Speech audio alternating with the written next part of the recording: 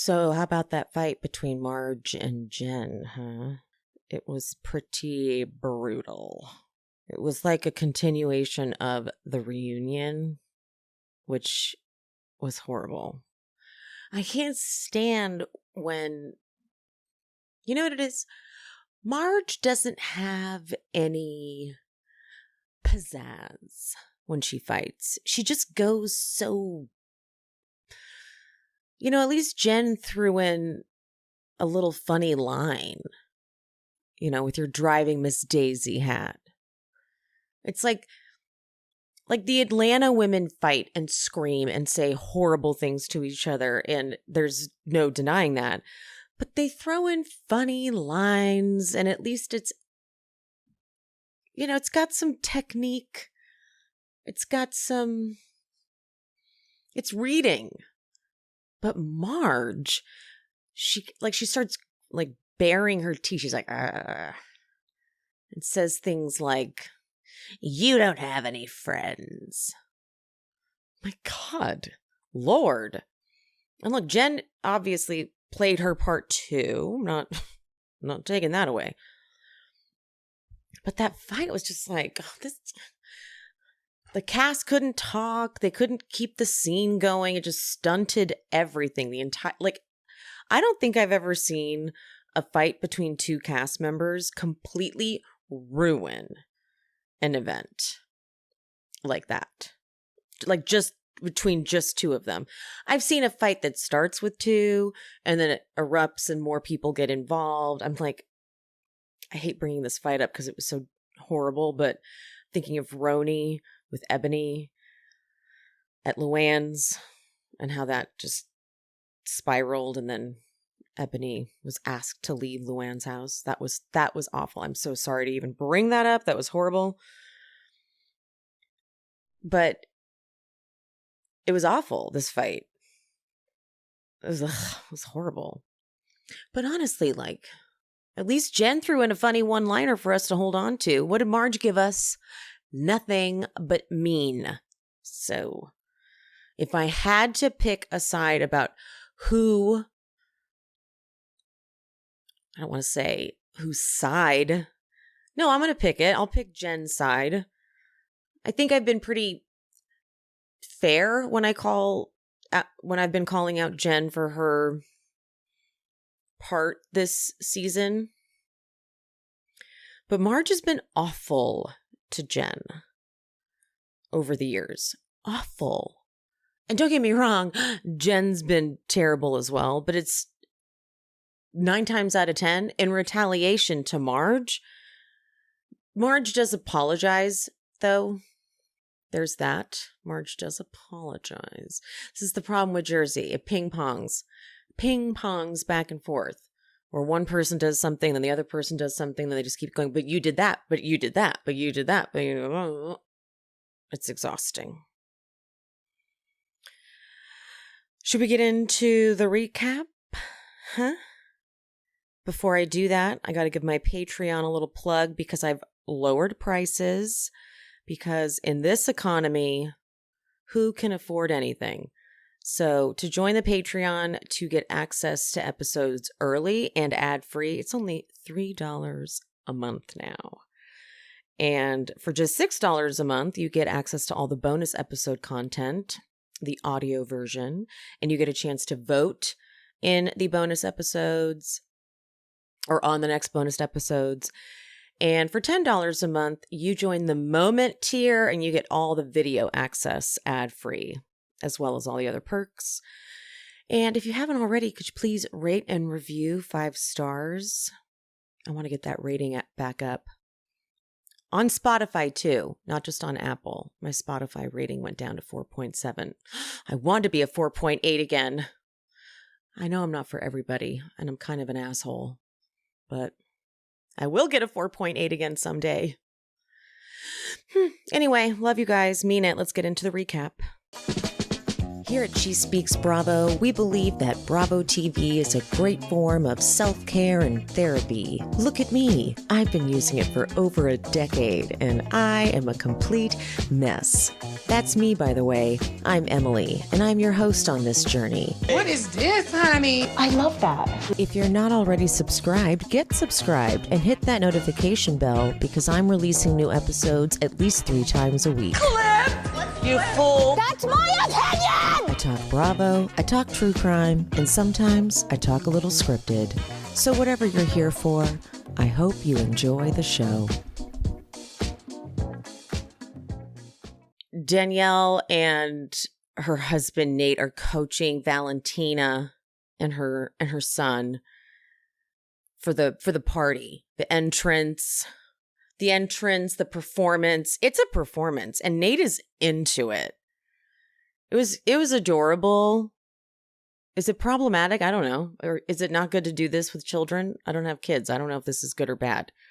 But I mean, it's a performance. Like Nate like pirouettes in and gets on his knee, and then like confetti gun goes off. Valentina informs him she has 2 boyfriends coming to the party. She's very much like her mother. Very cute, adorable kids. Although Quinn, who was on my podcast 3 episodes ago, maybe, he said he does not trust those kids.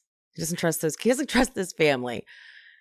He said the jury is still out on them, he says. But so far, from what I'm seeing, at least the way they're presenting on camera, in terms of the world of Jersey, the Real Housewives of New Jersey, this like microcosm that we watch, they're funny. Danielle's going over the guest list and reminds us that Rachel and Jen are not cool and says, they better not fight at my daughter's party. I'll go off. We were missing an accent like this. We really needed an accent this thick from a newbie. We really did. Over at Rachel's house, I mean, this is her shore house, right? This is a newborn she's got, like brand new. Rachel's a cool stepmom. She is. She tries to, he's telling a story about being with his friends, and she's like, is that when you were drinking the vodka? And he is clearly so busted because he like stops mid-sentence. His whole body freezes. But then he's like, no, I've never had vodka in my life. She's like, this is what's funny, because when you've partied, if you have that type of mom, stepmom, dad, whatever, you're screwed. Because she talks about how she used to be fist pumping Jersey Shore head type of chick. I would have killed to see that. Her parents arrive. We meet her family. Her family seems amazing, right? Her mom is Jewish. Her dad is Italian. Her grandmother has no filter. It's been a minute since we've had a fun grandma. We miss No, so we need a new character like this. This is amazing. Her brother Eric seems awesome. We find out that John, her husband, has sole custody of Jaden. And the reason is because, quote, Jaden's birth mother has her own issues that she needs to work out. Oh, I want to know. But doesn't that really make John even more likable? Right? God, I want to know. But then she tells the fam about how Jennifer came for her shitty nose job. And they're like, who? So it's just, when you join the Housewives, the stories that you start to tell people that you've encountered, because it's also normalized to us. But they're like, what the hell? What was she saying? She's like, yeah, she was in my face, screaming at me, calling me a fucking idiot. And Grandma goes, don't ever say that word around me, okay? And they're like, what, idiot? She goes, did you say guinea? What?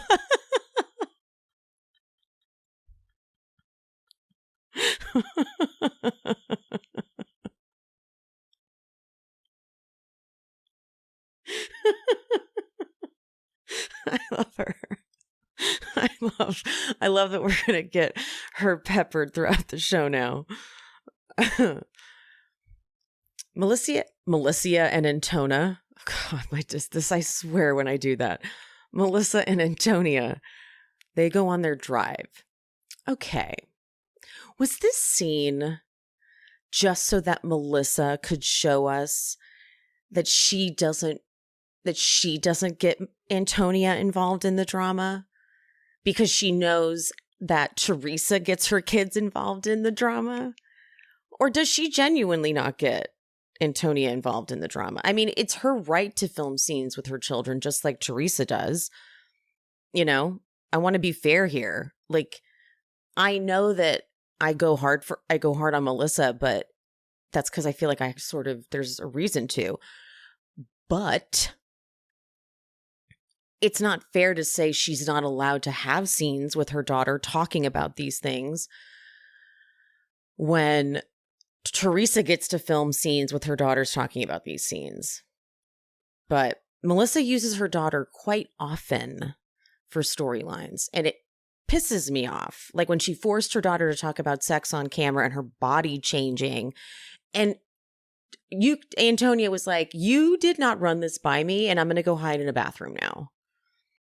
It's like they didn't really have a point of this scene other than to say, so, you know, I'm not trying to accuse her of this, but it's like the scene is like they get in the car, they drive, and it's funny because Antonia can't go through the drive-through. It's so funny. Like I related to that because before you get your depth perception, it is terrifying. So she has to get out, and then they switch back. But before they start driving again, Melissa has to have the conversation about the Zia Teresa drama, which obviously was like the point of the scene, I'm sure. Like when they had it on the schedule, it was like, okay, we're going to film this scene, and this is where Melissa's going to talk about the drama and how you don't get her involved in the drama. Do you know what I mean? Which is like, well, okay, then don't have the scene. Well, it's not a storyline, but it is a storyline that you're creating. Do you see what I'm saying? I feel like I'm not explaining this properly because it's an odd conversation to have if you're not having it. It's like, then just don't talk about it. It's like, you know the drama with me and Teresa, right? And you know how we don't get you guys involved in it? Okay.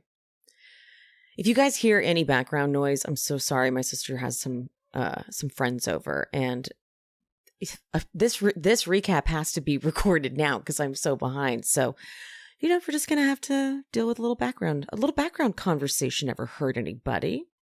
But okay, I think you guys are understanding what I'm saying, and if not, we can discuss further next week. But I don't want to be unfair because it is Melissa's right to have a scene with her daughters, just like it is Teresa's right. Because speaking of, the very next scene is Teresa going to the bridal shop with her daughters. And I love that she wants words on the veil. And this guy comes out having sketched love. And then she's like, actually, we're going to change it. We're going to change it to these Italian words that are on my parents' mausoleum. And he's like, that's great. I'm going to go sketch that, even though I just sketched this. That's cool. Okay. Fine. And so Teresa says, you know, we've been together for 2 years. And Gia's like, oh my God, here we go again. Oh, my parents got married in 3 months. Joe and Melissa, they moved in a month. They moved in after a whole month. It's like, Mom, you always say this. We get it. You and Louie have been together. This makes me happy to know that Gia makes fun of her mom for the stuff that we would make fun of her for, because it keeps her grounded, if that's possible. This is good. This is good. It's good to know that they're not just like blowing smoke up her ass all the time. Here's something I found interesting. Teresa asks, though, if Melissa talked to them the other night. And Gia says it was just hi and bye. And I'm like, but I mean, she would have talked more, but y'all were pretty savage and just stared at her. I mean, that's not fair. To be fair, that she was trying to talk to you guys and you just kind of nodded. Fair. I give you that. You're allowed to, but you just did the knowing, the cold stare, that, you know what I mean? Like, that's what you did. So she eventually was like, okay, I'm going to go over here and get a drink. But Teresa's like, that makes me sad. And Melania's like, hello, I haven't seen you in a year, you know? And then in Gia's confessional, she says the last time they felt united as a family was right before Louis. Noted. Just gathering evidence right now. Just trying to piece things together. I'm just picking things up along the way. And then when they talk about whether or not Joe would, because of course Joe's not walking her down the aisle, and she's like, "It's who knows if Joe will even come." And Melania's like, "If he doesn't come, we're done." All right. And you know when Melania says shit like that, I feel like Melania always has like a switchblade in her hand. When Melania was like, "If he doesn't come," and she's like, the switchblade, pulls it out. She's like, "He's dead to me." And she takes the switchblade and like puts it across her. He's dead to me.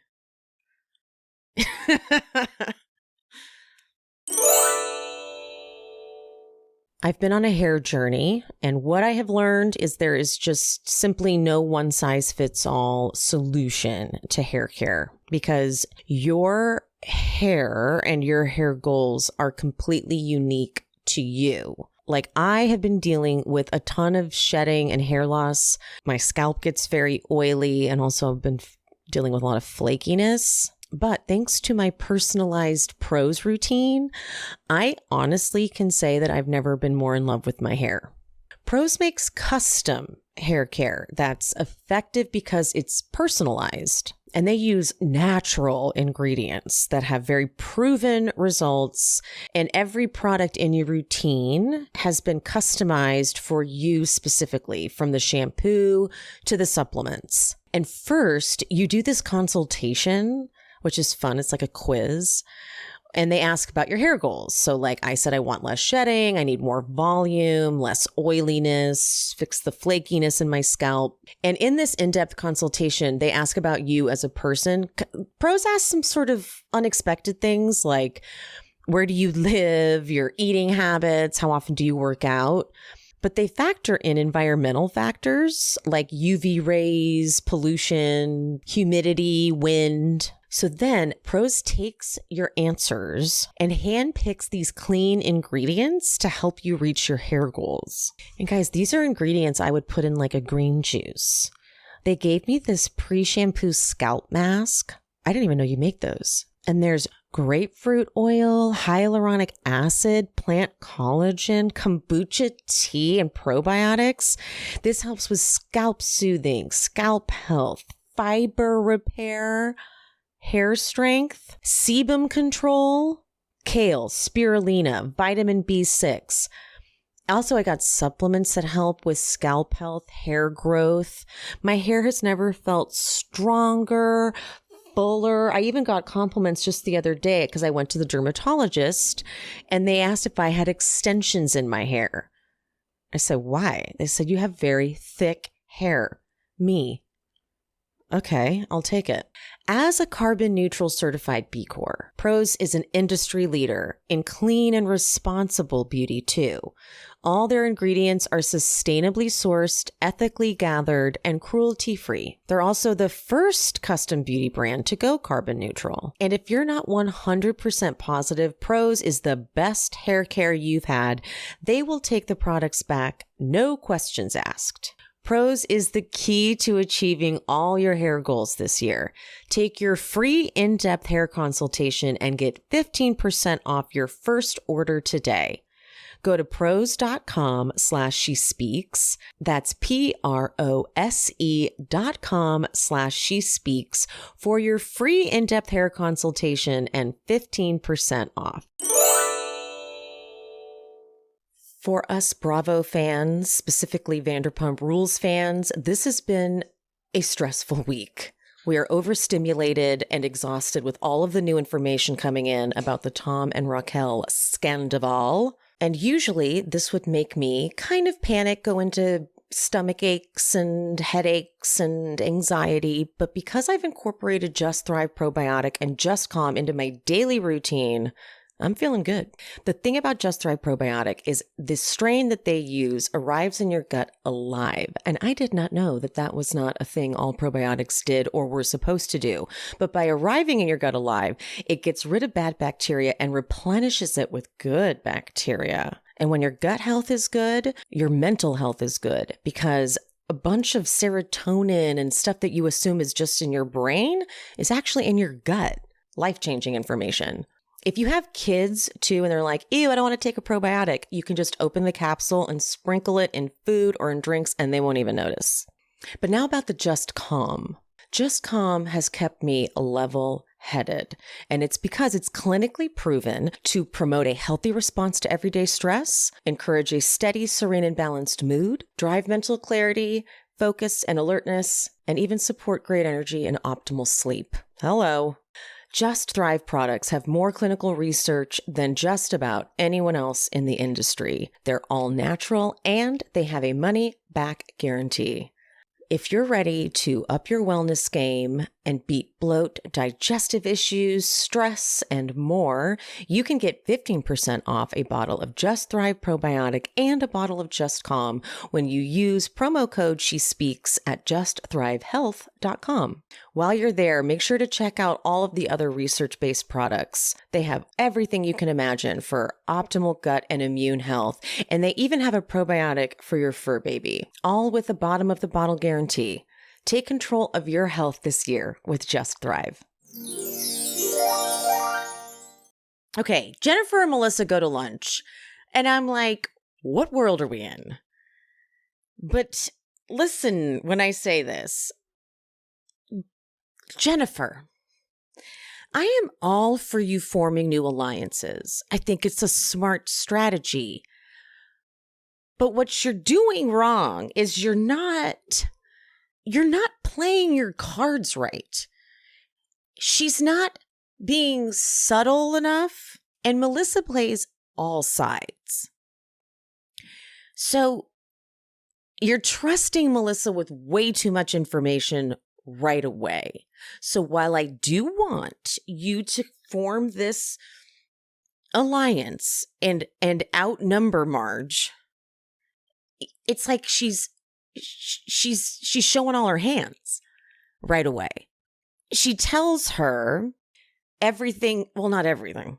She tells her some of the things that Laura girl said. Now, look, I can only, we don't know everything Laura said, but something tells me that the things Laura said that Marge has been saying over the years, and that was like all Jen needed. Jen and Teresa were like, we knew it. Marge is a snake, and whatever truce we had, supposedly, no, there's no fucking truce. She's a snake. We knew she was a snake. We're not playing her game anymore. Okay? But she's clunky with this alliance. Jennifer's also had it. She's, in my opinion, very much been picked on by people that do the same things they claim she does, but Jennifer doesn't have, her delivery is so often and abrasive, and she's almost too good with her words. It's very much a Kenya and Candace problem. And when she tells Melissa, the thing that she chooses to tell Melissa is interesting as well. I feel like it's maybe the safest thing she chooses to tell her, but also the most kind of okay. So when Joe and Melissa were having their problems, it was kind of obvious that Joe, it brought out the most misogynistic side of Joe when they were going through their issues, because you could tell Joe was resentful that Melissa wasn't just like a stay-at-home mom waiting for him to come home from work in like a lingerie nightie so that she could like suck his dick and then wake up and do it all over again. You know, he was such a pig. And Jen's like, yeah, Laura said that Marge used to tell you to leave him so you could be with a ball player. And Melissa's like, well, yeah, I mean, she would joke about that. You know, Joe and I were having problems. And then they flash back to those times and you're like, that's not really the worst thing that Marge could have done. That's sort of like what you do for a friend when they're going through issues with their shitty partner. And you say, dump that lug. We could totally get you a better guy. But for Jen's so traditional. And that's kind of the part that always fucks with Marge and Jen's friendship, because for Jen, it's like, who tells someone to leave their husband? No one does that. It's like, this was kind of a weak point to pick, but I feel like maybe it was the safest one. It was like her test with Melissa. Like, I'll drop this one to see what you do with it. She's gonna run and tell it to Margaret. And sure enough, we get to Jen Fessler's house the very next scene. Before that happens, though, so we get to Jen Fessler's. By the way, Marge has to get surgery on her arm. But Melissa gets there and Jen says to Melissa, tell me you're hungry. And Melissa lies and says, I'm always hungry. No, you're not. Okay, you're not. It's a lie. Very, very envious of Melissa's beautiful body, in case you couldn't tell. And her seemingly amazing willpower to eat, like last season when she ate plain lettuce and served it to Joe and her child. Moving on. But Melissa immediately tells Marge. She tells her she was complaining that you pick on her, and she says, you know, watch my back with you, and that you said, you know, when we were having problems, I should be with the ball player.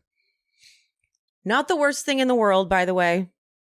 But all Marge hears is that Jen is trying to do what I do, which is run this group, run my alliances, because Marge is all about power and domination.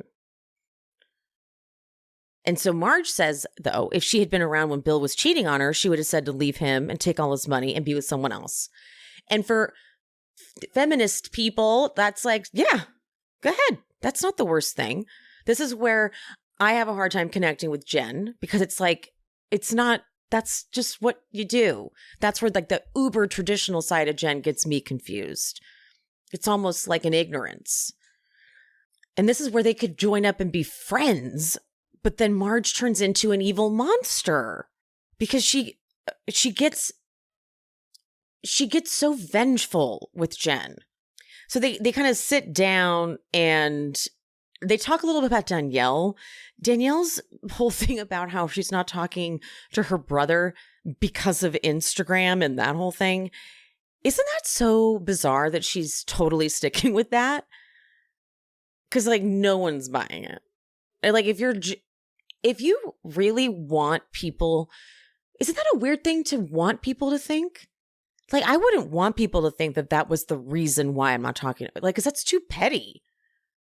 I would be like, no, it's way more than that, guys. Because that sounds like, well, then you must have had a bad relationship. No one's believing you, Danielle. No one's believing you. So Fessler gives a toast, and someone's like, oh my God, your house is beautiful. And she goes, look, I'm not one to brag. And Jackie goes, oh, you're going to love Jennifer then. And this is where Jennifer would win if she could just own the fact that she brags. But this is kind of almost where Jennifer is like kind of dumb. She's like, but I don't brag about things. I just explain things. Like, what? And then but Marge has to jump on it. She's like, why are you getting defensive, Jennifer? And Jackie realizes where this is going. And she's like, I would like out of this. I was just kidding, by the way, Jen. Please do not pull me into whatever tornado is about to happen. And Teresa is like, I just remembered I hate Jackie. And she goes, yeah, because you have $40 million and you don't talk about it. I'm like, wait, does she really? 40 million? Can we go back to that? And Jennifer says something pretty intelligent. we got to admit this. She says, it's all perspective and everyone's going to perceive it differently, whether they like you or not. Facts. Boom. That's so true. Because if you hate someone, everything they say, you're going to hate everything that comes out of their mouth. If you like someone, you're going to twist it and bend it to make everything they say something, that's okay, we like it. And then here comes Marge. Why are you trying to change my good friend's opinion of me? And now it kicks off. Because that's my opinion, says Jen. And Marge saying, why are you still trash talking me after we made up? You're trash talking her. You had a whole scene trash talking her. Why? Like, so she has a gag order? You know, like, you made up, sure. But it's like, what is she supposed to do? Say nothing but I love Marge. Marge is amazing. Marge is fantastic. You're not saying that about her.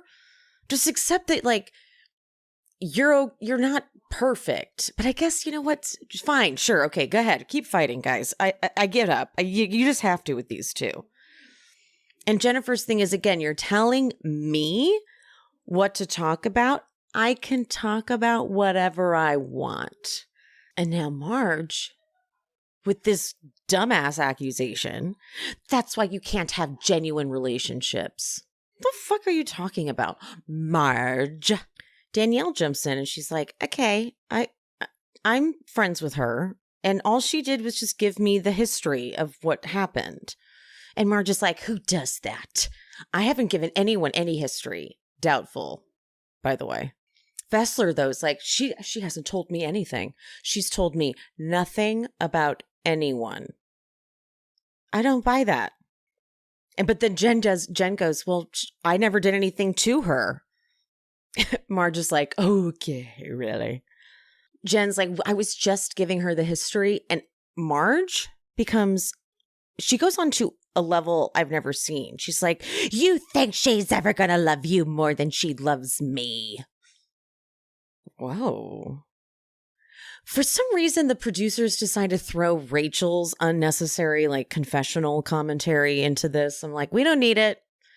I don't need to hear the newbie talking about who does this. I hate when they do that.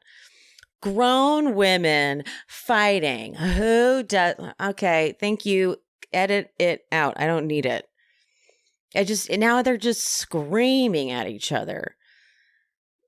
Marge is screaming. Jen is screaming. Jen, I have a family, which is something you would never know about. Marge, I have a good marriage, you stupid bitch. Whoa. Okay.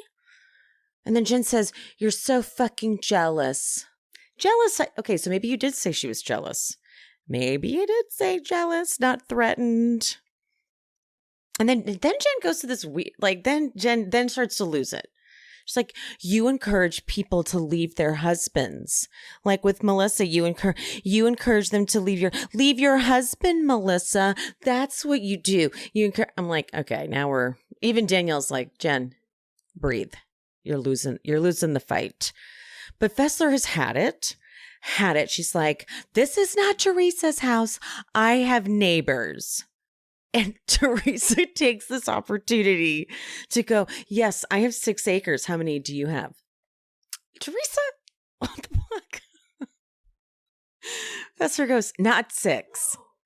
Then Marge goes, you see how stupid she is? Ew. And Jen goes, you're stupid.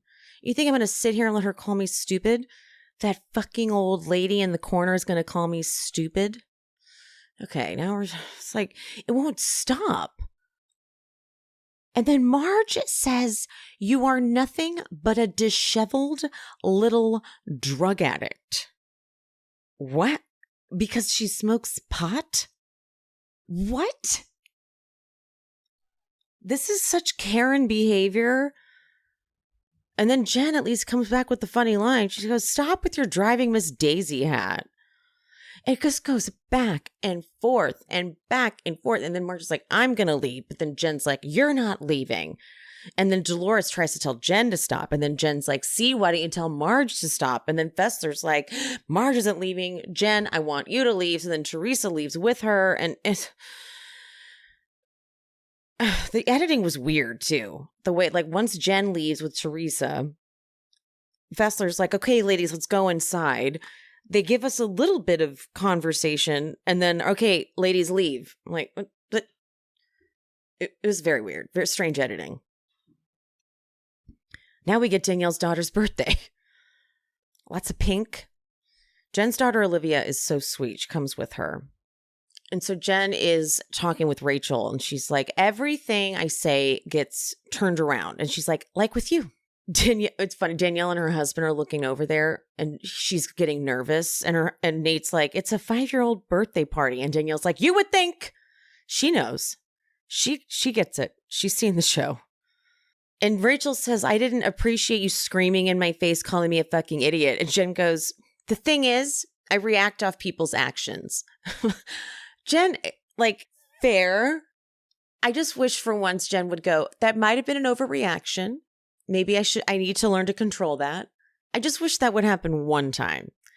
Because people may do something, but she doesn't always need to bite back so hard. It's like people may do something and then you may feel like, oh, that felt like a slight, but you don't have to go back so extremely hard. But then Jen is explaining again. She's like, I was just trying to tell you the history. Dolores, she did something really fucked up to me. And I'm not saying something that's negative. The facts are negative. That made me mad. That made me mad. I'm like, so they're not giving the history then. Those aren't facts you're giving. That's your interpretation of the facts. And then Rachel's like, this is your shit to work out with her. Well, then why'd you interject? Why'd you get in the middle of it? And Jen's like, yes, I'm doing what I need to do to move forward with her. Are you? I don't think you are.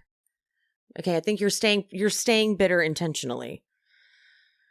But anyway, they do the cute Valentina presentation. Teresa loves it. This is so up Teresa's alley. She's like, this is my thing. So cute. We find out Olivia, Jen's daughter, wants to be a therapist for couples to fix their problems. Oop. But then Louis asks Jen what happened with Margaret. I'm like, oh. And she says, she called me a disheveled drug addict. So Louis looked hot. I don't normally find Louis attractive, but I was like, hey, Louis. Okay. Okay, so production clearly set this up. Rachel comes over, Danielle comes over, and Louis goes, I'm going to go talk to Nate. And I could tell production was like, wait, let's get a scene over here. We got to make sure we get a little scene over here. And Jen talks about the whole thing with Margaret because Danielle and Rachel are new. So they're still, for Danielle and Rachel, they're like, I think Rachel is pretty clear she likes Marge, but Danielle's like, she's been nice to me. So even though I'm your friend, Jen, I'm not going to burn a bridge yet because she's been cool with me. And Jen's like, look, Marge is saying I'm calling her people. No, your people are calling me. And then she talks about the things that Laura said. And she's like, I don't trust her as far as I could throw her. And you guys shouldn't either. Teresa's like, look, she's a worse enemy to have. So that's why I said sorry to her. And she's explaining like, this is why you're not seeing me still fighting like Jen. And Jen's like, she's a master manipulator, guys. She's going to try to get people on her team. And Teresa goes, she has a track record. Just do your homework and pay attention. And I wanted like Jen and Teresa to cross arms and like go back to back, like, yeah, like that's right. We warned you kind of thing. Cause it was like an after school special. Like, that's right. Watch out for Marge. We've been around the block, you know?